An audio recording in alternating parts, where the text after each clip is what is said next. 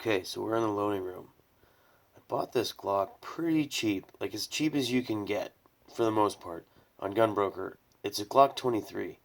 I don't own any 40, and I don't think I'm gonna own any 40, but the price was pretty unbeatable. I put a Storm Lake barrel in it, and it's still way cheaper after that than a store-bought Glock. I kind of been using it as a practice pistol or a learning pistol. I have a Dremel, so that makes me like a part-time gunsmith now. So I put an undercut right here, and I rounded this front off and lighten up the grip swells just a little bit, and I kind of enjoyed it. And then I saw pictures from Bowie Tactical where they rounded off the back of their slides and kind of put the bullnose front cut like the 30s have. And so I started taking a file to this just to figure out how to use a file. And it looks like shit, but I kind of like it. It's really just like a backup shotgun. I said it was really cheap, and it was. So I'm trying to learn. And so far, it's gone through a couple different slide colors with spray paint. It's green now. I don't know if you can tell. I'm going to do tan next to see what really, if that looks better. I've put 1,000 rounds through it. It shoots like a champ. But this is what I'm doing right now. Front serrations.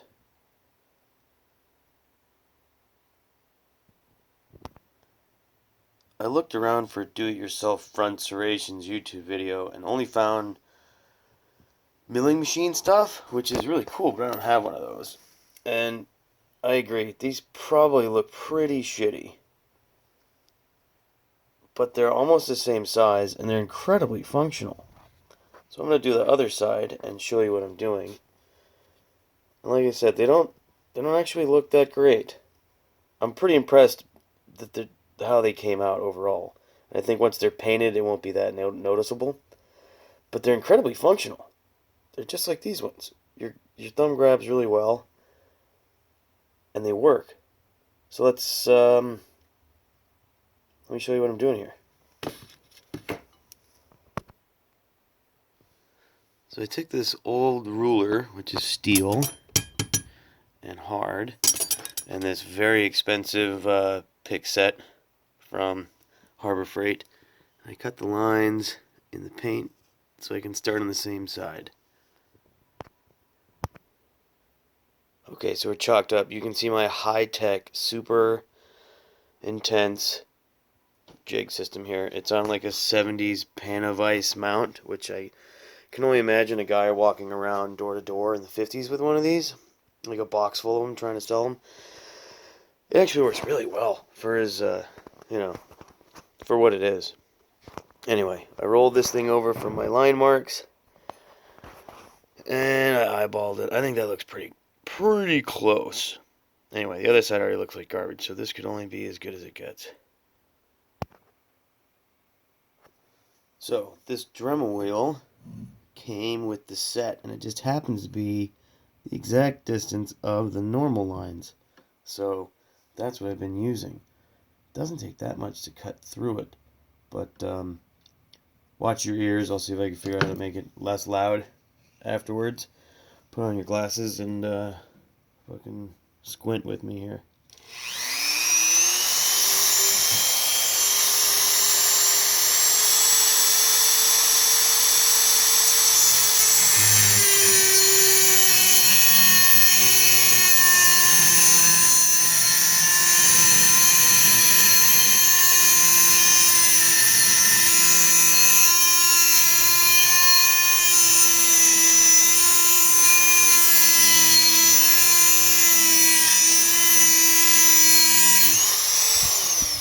A couple back and forths, and then now I'm looking at it to see how deep it is, and I'm gonna go with that. I think for at least for right now, get them all kind of lined up, and then if he needs to get any deeper, do a little bit of this, kind of clean up the top edges a little bit. But I think that's pretty close. Might do another pass. So I did another pass, got it just a little bit deeper. I think that ought to work. And I loosened this and shimmied it down, wiggling it back and forth to my next line that I'm going to eyeball again and go, God, that's really close. I think that'll work. So, we'll fire it up.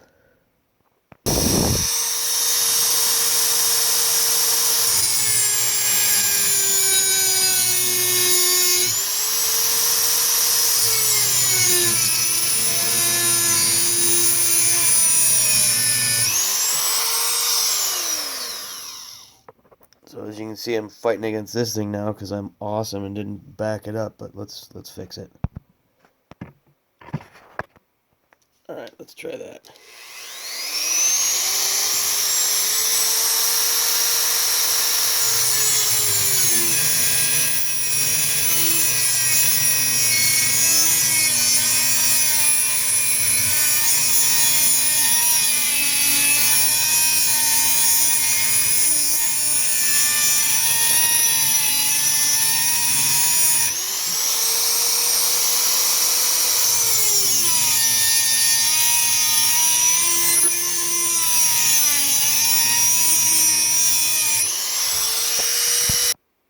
Okay, so the only tip I can actually provide that was a lesson learned so far is every time you do a new cut, move to a new spot on your guide. Maybe if you have a strong guide, it doesn't matter, but this one is a cool ruler that is steel, and I try my very best not to ride up on it too much, but I'm still cutting a little bit off. And so if you move to just a new spot in the steel, you get the good cut. So I had to remove it after I tried again with the same spot. So here's the last cut. The other interesting note is that by the third line from where I started, now the thing is in the way of the thing. So it's not too big a problem, but you might have to clean it up a little bit with a file, because the last two are going to be slightly kinked.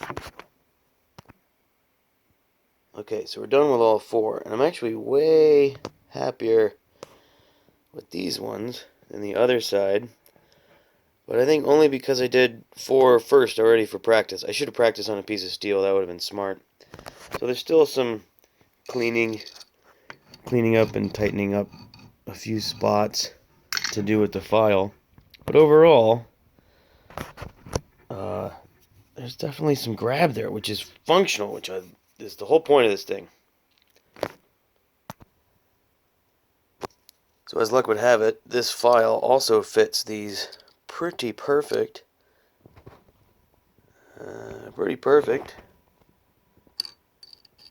So the little Harbor Freight superset of files, needle file set, had one that was the same width as this dealy bob,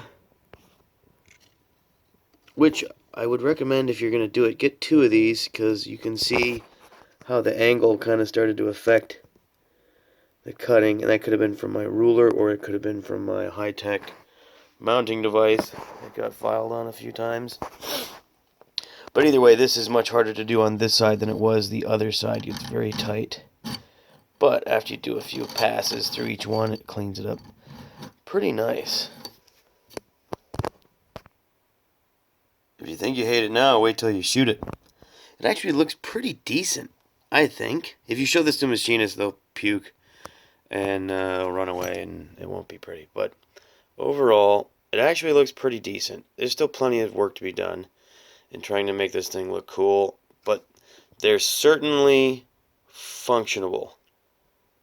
And if you've got anybody you know who says as long as it works, they don't care what it looks like, this is totally up their alley, because it doesn't look that bad. I think with a fresh coat of paint, it'll look great. So either way, that's what I did. That's how it worked. Stay tuned for more exciting videos of what this thing looks like later, with maybe a tan slide and whatever else I can think of. Thanks for watching.